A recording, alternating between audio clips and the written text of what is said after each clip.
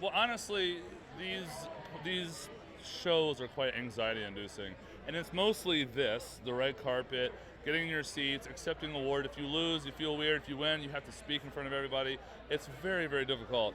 But getting to play and hang out backstage is what we do for a living, so that's the easy part. So yeah, we get a performance night with Warren Treaty. I'm playing with Ash McBride and friends. I love it. That means I spend more time backstage where I can just be myself. Where are you going? Yep. You know, we never feel that way. I mean, honestly, every year there's always just such great competition in that category, and in a very worthy way could go to anyone else. So we always just sit in there, fasten up our seat belts, and as soon as they call the category, our hearts start pumping. I mean, we just never know what to expect. So I would love, of course, to win, but it would not be a shock either way. So we'll see. I'm not going to jinx myself, so we'll see. That market, yes. Okay. I'm just trying I'll to keep an get eye, used.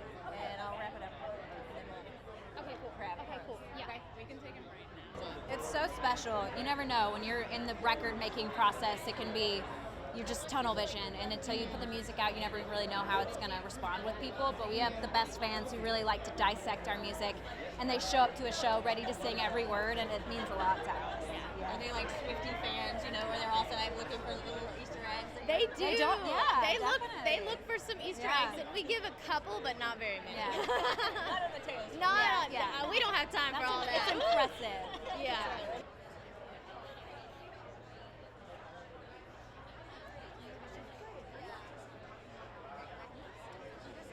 Next year I'm going out on the road to Shania Twain, so that's crazy. Just working on new music and yeah, just trying to breathe whenever I can, you know? You get a call from Shania, like is she like from Switzerland, like calling you? Yeah, I don't even know how that happened. I'm like, how did she even find me? You know? My team reached out and they were like, do you want to go on the road to Shania? And I was like, absolutely. I didn't even blink. I was like, yes, when? Tomorrow? And you gotta really up your game, fashion-wise. Oh yeah. Oh, I'm ready. You see the cat suit, girl? I'm ready.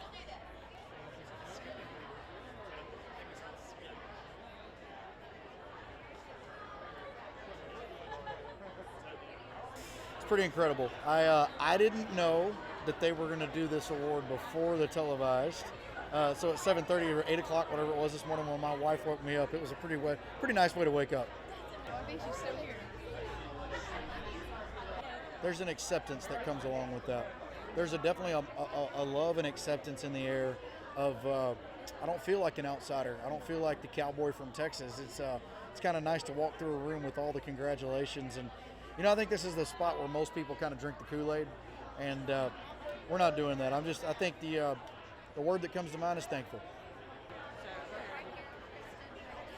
Yes, ma'am. We're at the Bridgestone Arena, sold out. We're doing it for the kids in the community. We're doing it for underserved, underprivileged youth.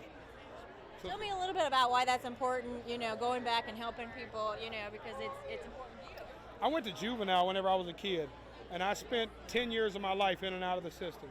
And it changed the trajectory of my life, and I had to fight really, really hard to change my life. And I just wish I'd have had some more opportunities whenever I was a younger kid. So I just thought, now that I'm in a position to provide more opportunities to at-risk youth like I was, that's what I want to do. It's Any Old Iron. I think I've heard of them. Yeah. Are they here in Nashville? It's a British designer named Andrew Clancy. Yeah, I work with him a lot. Yeah, okay, great. I mean, you just have to make your own mark, and thankfully, I'm uniquely enough different by myself. I make different enough music by myself, and I'm my own person. But you just have to do your own thing and not look to the past for inspiration, but look for the future and just work on your craft, really.